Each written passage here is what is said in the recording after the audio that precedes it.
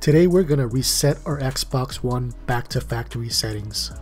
Now you only want to do this generally when you sell the Xbox One or give it to a friend, because the process of resetting your Xbox One will completely erase everything.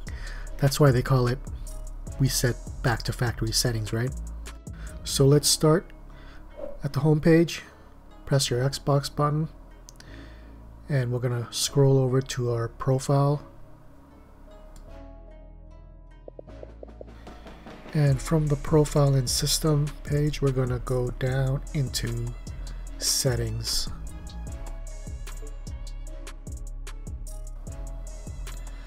Now from our settings page we're gonna go down to system, and from system we're gonna head over to the console info on the side,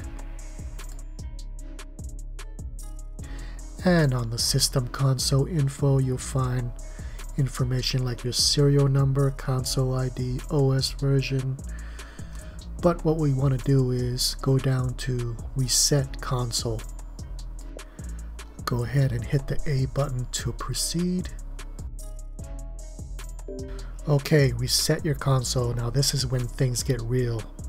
There's no turning back from here, okay? So the first option is to reset and remove everything. When you use this option, everything will be erased. That includes all your accounts, your saved games, your settings, everything. So just make sure everything is synced up to your Xbox network account if you want to save anything. Now the second option is to reset and keep all my games and apps. Now this option will only reset the operating system back to its factory defaults. Now when would you use this option? You would use this option for troubleshooting issues on your Xbox One. This will delete any corrupted files in the operating system, and it will do that without deleting your games and apps. Once you've selected one of these options, the Xbox will begin the process of resetting itself back to factory.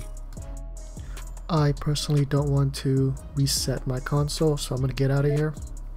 So that is the video. Hope it was helpful. If it was, please hit the like button. Thanks for watching. I'll see you guys next time.